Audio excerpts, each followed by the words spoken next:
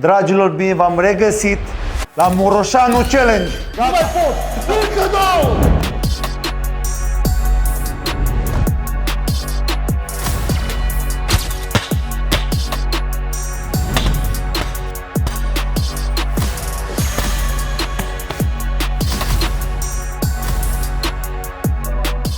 Iar acum avem un invitat special, Nicolae Fitness! Fitness, Băieți, da? colegem de aici, Cătălin Moroșan, la el acasă, la București, facem ceva mișcare pentru voi ca să vă motivăm să vă mișcați cu unul din fotoliu papanașilor.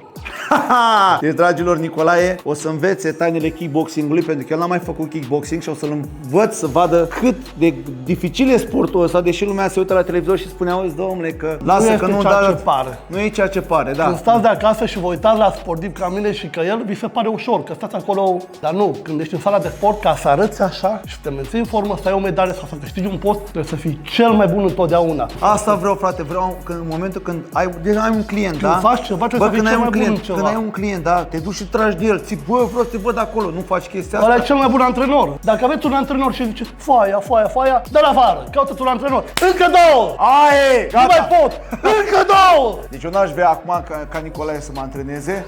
Acum cred că este invers.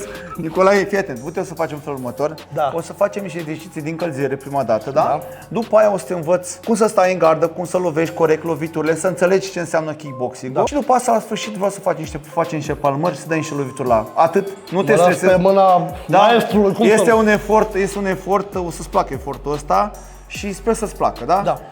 Prima dată o să facem airbike-ul. Bine, să ne încălzim puțin totuși, că avem o vârstă. O să facem ceva încălzire, doar țin să menționez că nu sunt la capacitatea mea maximă, pentru că vin de Survivor, am un aductor rupt, cel lesionat și tricepsul la mâna dreaptă rupt, ca să vă faceți uite, uitați aici cum joacă, dar nu contează, că mișc o mână și un picior, în forță. Bun, hai Nicolae să ne încălzim. Încălzirea o facem ca toți sportivii. Da, expirăm așa. De exemplu, eu cum fac încălzire, de exemplu, hai să Altă problemă. începem partea de brațe, da? Acum cu amândouă, într-o parte, hop, într-o parte, hop.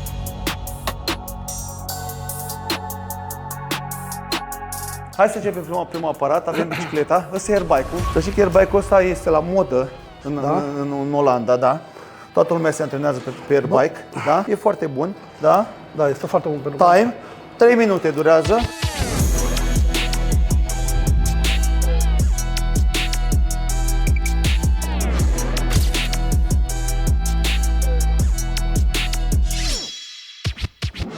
Și acum aș vrea un forcing de 15 secunde, forcing. Ăla-i. Mamă, stric aparatul! Normal. Nicolae, tu știi că aici în kickboxing durează, deci 3 minute durează o singură repriză. Dacă tu faci forcing-ul ăsta în 30 secunde, după aia nu mai reziști. Cea mai mare problemă la cum să-ți dozezi efortul, știi? De asta e foarte important. Respirația e foarte importantă. Și stop time. Stop? Bravo, da. 3 minute, ai fost bombă. Lumea trebuie să știe. Nu va fi 10 round-ul pentru că doar cei care știu loviturile de kickboxing și de box ar putea să facă exercițiul ăsta, da? Da. Astea sunt exerciții mai de condiție fizică. Dar sunt foarte importante, pentru că fără astea nu poți să dezvolți un corp foarte bun. Nu ți găsești corpul pentru a pregăti pentru un antrenament. Da, pentru antrenament, da. Tu gândește, Nicolae, time, poți să lucrezi. Tu gândește-te că noi în momentul când facem pregătire fizică, noi ne antrenăm exact ca handbaliști, ca fotbaliști. Noi facem o oră și ceva de alergare, dar facem în regim de viteză și explozie. Ce înseamnă? Intervale înseamnă, da? Da, știu. Deci fac intervale de teren. Deci alea mă rup în două.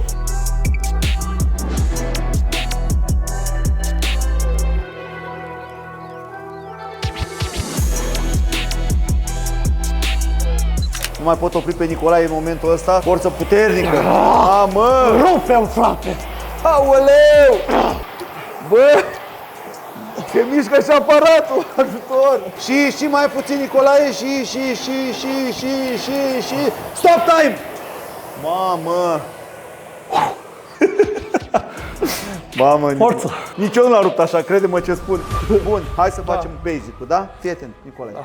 Foarte important când stai în gardă, da? Fii atent, ăsta e piciorul, exact. Tu ești dreptaș, da? Da, cu drept, da. Deci dreptaș. Fii atent, piciorul stâng în față, puțin flexat, da? În gardă, uite așa frumos, barba în piept, da? directă, directă, directă, directă, directă. Și fii atent, stai acolo, când dai cu pumnul. Niciodată, Nicolae, dai drept așa, pentru că se duce peste cap. Da, așa. Deci când se duce cu montul ăsta, intră. Cu ăsta dai. Nu dai niciodată cu degetele astea, cu montul. Ok. Și când pleacă de aici, din tine pleacă ca un șurub, înșurubează-l. Exact. Și pleacă și din număr. Și pleacă. Ăla-i. Și uite-l, bagă montul, mai bine. Ăla-i. Ăsta-i montul. Da? Și aici la fel. Înșurubează-l. Încă o chestie, un secret, că este o întreagă mecanică a corpului. Trebuie să bagi. Bagi șoldul, da, exact, bagi șoldul. Încet, Ia, încet. Ăla-i, bombă. Ăsta e. Motoarele lovitură, lovitura de croșeu, da? Cum stai în față, lovitura de croșeu de mai multe feluri. Ea e clasică, așa, da? Așa, okay. Sau o iei din prima. Exact, tu deja faci și exact, ăsta e. Da? Cum simți tu? Fii atent, croșeul de un normal și de drept clasic, așa se dă. Da. Dar pentru cei care practică sportul profesionist de contact, croșeul se poate da și așa. Mike Tyson dădea croșeul așa. Mai pe jos, nu? Da. De ce? Pentru că hai să povestesc de ce. E o chestie logică. Ăla înalt, fiind înalt, el poate să-ți iei croșeul așa. Se poate lăsa, știi? Da. Dar eu fiind mic de statură, eu ridici. dacă mă duc să dau croșeu, mă descoper foarte mult. Uite, mă chin în seama. Tu vin frumos să-l încarc din partea asta și de pe sub. Bam! Îl dau sus, da, exact. Fiind mai mic de statură, eu mereu am fost mic de statură, toți aveau 2 metri, Nicolae, știi? Trebuia să vin închis în gardă în el, bine, eu stângaci, da? Trebuia să mă apropii de el, de aici să dau croșeu, că altfel n-aveam cum să ajung. Trebuie să aveam multă condiție fizică, decât de la care stă la înălțime, uite așa stă la acolo, cam așa e distanța, așa face. Te ține doar... Să mai dai și un front kick, te ține la distanță. Ia stai în gardă, dă ușor croșeu. Tot cu montul, ăla-i, ce aici, ăsta-i. Deci croșeul l-ai dat bine, da? Garda, când stai în gardă, Nicolae, ce face directa din față? Aproximează distanța de atac. Vezi, Nicolae, asta e distanța ta de atac. Da? Ei, tu când mi-ai dat două directe, mi-ai dat directă, tu de pe aici începi să dai drumul la serie de croșee. Dai pac, de exemplu, exact, fii atent, eu cum mă lupt cu tine, da? Distanța mea de atac asta e. Vezi? Da. Aici e distanța mea de atac. Îi dau lui Nicolae 1, 2, de aici deja pot să dau drumul la serie, da? Dacă sunt prea departe și eu vreau să te atac, să dau croșeu, tu îmi faci pas în spate, te ferești. Da. Exact. Eu mă duc, nu mă găsesc pe Nicolae, știi? Da, și consum energie. Loviturile date în gol, loviturile date în gol, sunt criminal de grele. Epuizare de energie. Acum, mai avem un motor al loviturilor de apărcat. Apărcatul în barbă, apărcatul care pregăt aici în barbă, apărcatul în ficat. Okay. Ăsta e basic-ul, este în barbă, dă-i în barbă, dă-i cu brațul din față. Ăla-i, scurt, dă-i. Mai scurt, atât. Și, hai că da bine. Și da, e mereu brațul opus, da? Apărcatul în ficat, prieten, nu se dă niciodată, nu se dă scurt, ca un ac. Bă, intră acul aici și l-ai scos. Ăla e scurt. Și hop, și l-ai luat imediat. Și hop, și ăsta e, da. Nicolae, cea mai mare frică pe care o am eu în sportul ăsta să-mi iau apărcat în ficat. Da, asta e ceva bă, poți să-mi dai în cap cât vrei tu. Poți să-mi dai low kick-ul, dacă n-ai înficat, mai omorât. Pentru că după aceea e foarte greu să se revii după unul. Îți cade cu aproximativ 20-30% din energie. Da. Bun. Și acum facem basic. Eu așa fac tot timpul. Am învățat brațe. Vreau să lovim la sac ușor. Nu vreau să dai foarte tare, Nicolae. Da. Pentru că îți trebuie bandaje. Și acum n-ai pe bandaje. Da, fără bandaje. Pentru că dacă n-ai bandaje, de exemplu, și că bandaje se luxează tot. Se poate luxa îți strânge tot ce înseamnă, da? E foarte important să ai bandaje, dar tot lovești ușor la sac. Okay. Nu vreau să lovești tare, da? Vreau să dai ușor. Vreau să dai directă cu brațul din față. Ăsta e. Respiră pe lovitură. Ăsta e. Hop. Și cu brațul din spate. Ăsta e. Mamă, ce viteză ai! Ai viteză, mister, ai viteză. Hai, și acum dai directă croșeu. Directă, croșeu. Ăla e. Și directă, croșeu. Bun! Bun, perfect. Cu picioarele, nu? Mai pe, te învăț acum și cu picioarele. Bă, hai că până acum Nicolae e bombă, îmi place maxim. Bro, ești bombă, asta înseamnă să fii sportiv. Știi că sportivii învață foarte repede orice sport. Acum, avem următoarele loviturile de picior, da? Dai ușor, dai de tare acum, că nu, da? Da. Lovitura de picior. Stai în gardă. Reflex. L-ai dat aici, bam, da? Nu-l întoarce. Okay. Deci te învăț și cum să te aperi, da? Ai dat acolo, da? Mereu lovești cu tibia. Deci am făcut un 45 de grade. Ia uite, am făcut un 45 de grade. Am făcut o deschidere mai mare. Deci. Și eu de aici mi-am lăsat, fii atent, mi-am lăsat toată greutatea corpului meu pe lovitură. Deci da? Intri cu totul. Bam! Și am intrat. Ia vreau să dai ușor, da? Fă un 45 de grade. Ăla-i. Încă o dată. Ușor. Ăla e. Bun. Ai prins low kick-ul, da? Da. Middle kick-ul, lovitura mediană. Să-mi deschidă, Prieten, da? avem lovitura de middle kick, îl dai în zona asta ușor de, da? Ăla e. Dar tot tibia trebuie să bagi, da? Da. Bagă tibia. Ăla e. Uite, mamă, ce tare dă. Ia uite. Hop! Acum, la fel aici, iau middle kick-ul, faci pas și ai dat. Ăla e. Și te mai învăț un secret. Fii atent, când stai în gardă, da? Ia uite ce fac eu. Mă duc. Uite la mâna mea. Fac foarte ca asta, uite. Cum stau așa, mă folosesc de toată mecanica asta, da? Ca să intri, Îți faci un vânt. Ăla e. Ăla e. Da. te bagi cu totul. Cu tot. Și forța e mult mai mare. Cu aproximativ 20-30% mai mare forță. Ok, să vedem. Hai ușor, în gardă și ăla e, încă o dată, ăla e și revii în gardă după asta, da? Nu rămâi acolo, ai dat Da. și revii înapoi și ăla e, bun! Următoarea lovitură. Cea mai puternică lovitură a corpului omenesc și care este? Da. Nu? Lovitura de genunchi. De ce? Fă un calcul, ia uite câți mușchi sunt băgați aici. Mușchiul ăsta, tot corpul, da? Stai în gardă. Lovitura de genunchi, da? Se dă frontal, pinte braț. Și îndepinde tot. Da? Ridici genunchiul și l-ai împins. Exact, împingi tot corpul pe lovitură, da? L-ai ridicat așa frumos și l-ai împins în partea asta, da? Ok, deci Ăla e, ridic sus și l-ai împins, încă o dată. Ăsta e, încă o dată. Ești bombă, boss. N-am ce să zic. La fel aici faci pasul și dai cu ăsta. deci aici fac pasul, nu? Aici, da, Așa, nu? hai, și. Ăla e, și încă o dată. Ăla e. Cu genunchiul, da? Stai ușor, e ușor. Hai. Și, hop, ăla e. Și împinge-te. Ăsta e, bravo. Ăsta e! Și nu te de braț, da? Fă-ți un vânt. Ăla e. Lasă brațul în spate. E aceeași chestie, aceeași farfecă, da? Ăla e! Mai sus. Ăsta e. Bun! Mai sus. Bine, mă! Bătrânii ne menținem. Mă, că ești bine rău. Acum, fii atent. Mai avem o lovitură. Da. Lovitura frontală, front kick-ul, da? Stai în gardă. Da, lovitura frontală, da? Aici o dai. Cu piciorul, nu? Dai cu piciorul și o pălții în partea asta. Și aici la fel. Ok. Și aici la fel, da? Ăla e. Împins, Ridici nu? în sus și l-ai împins. Împins. Hai să facem ușor. Hai. Ok. Ia să-l băt pe el. Acolo în barbă. Și încă o dată. Acolo, dă și cu ăla din față acum. Și cu asta ataci, nu? Da, asta și pe stradă și oricând vine cineva să te atace cuțitul, da? Doamne ferește, bată în lemn. Da. Da, vine cineva. Ce ai făcut? Vine pe tine, tu ce ai făcut? Îl ții la distanță. Normal, nu aștept să dai cu pumnul, că Nu te duci tu ca haiducul. Nu te duci tu ca haiducul și lasă, frate, stai puțin, nu există. Principiul de eroi, Da. Păi nu, da. da. Lucrurile astea se întâmplau pe vremuri, nu corect? Da. Poate așa cum se mai întâmpla așa de mult, nu? Corect. De asta zic, adică trebuie să ne apărăm. Ce nu știe foarte multă lume, că kickboxing-ul înseamnă să-și te aperi. Autoapărare, Corect. da? Stai în gardă, da? Barba în piept, da? La fel. Eu vreau să dau un croșeu, da? Îți dau un croșeu. E atât, bă, atât ai ridicat, bravo. Ai ridicat acolo. Ai ridicat și revii la încunucat. Hop, aici la fel. Hop, ai ridicat și hop, ai ridicat. Așa, foarte puțin. Nu foarte Sau mult. nu, doar așa. Doar foarte puțin, foarte puțin. Atât. Atât. Atât. Atât. Nici atât ai făcut. Atât, nici mai mult. Prea mult, prea mult.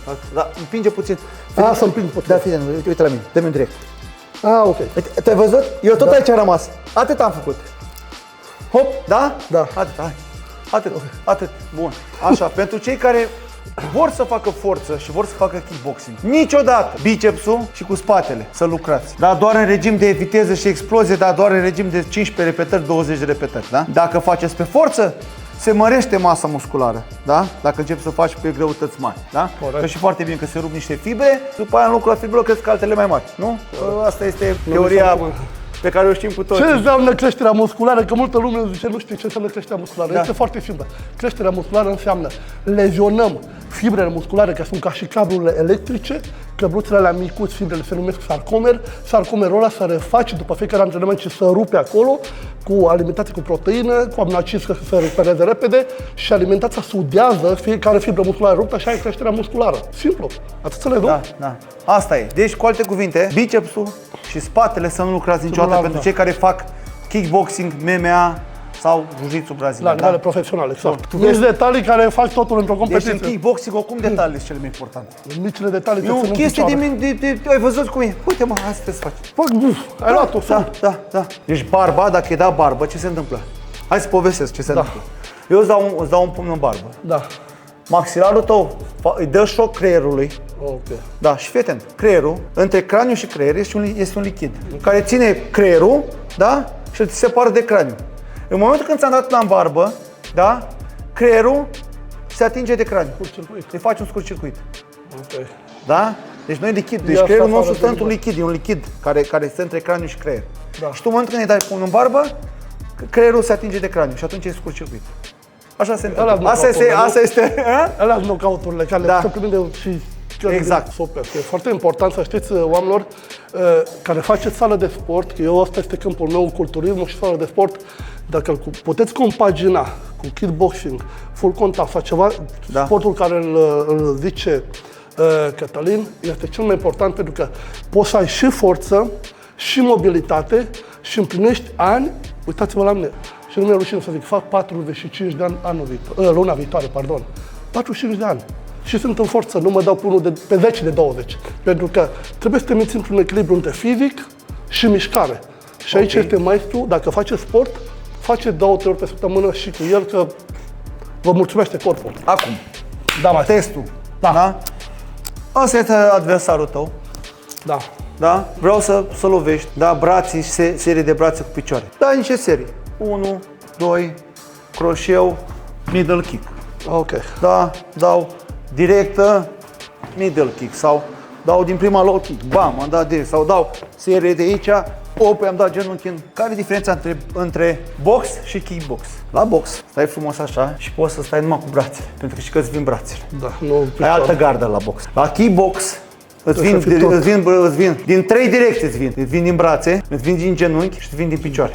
Deci atenția ta e distribuită către 3 puncte. Gândește că trebuie să dai și serii pe care trebuie să combini braț-picioare. Ia gândește ce instincte trebuie să-ți dezvolți tu ca să poți să și te aperi și după aia să și revii cu o altă serie de lovituri. Uite, Nicolae, te las 3 minute, da? Hai, pregătește, 3 minute. Și time. Ăsta este.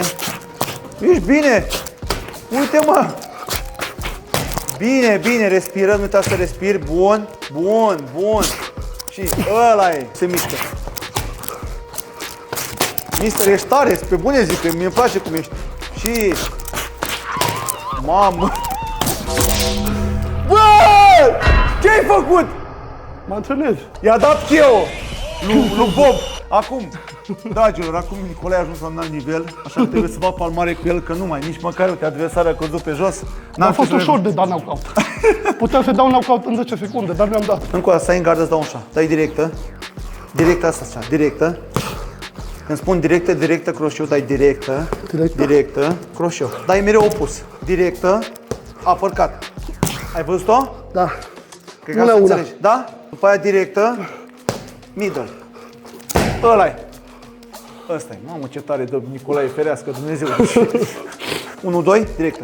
Hop. Directă, da? Și hop. Bun. Încă o dată. Și hop. Vreau să dau un croșeu. Ăsta e. Și e. Bam. Și e. Hop. Direct uppercut în barbă. Mamă, încă o dată. Și e. Ăla-i, mă. Dă-i croșeu aici. Și croșeu.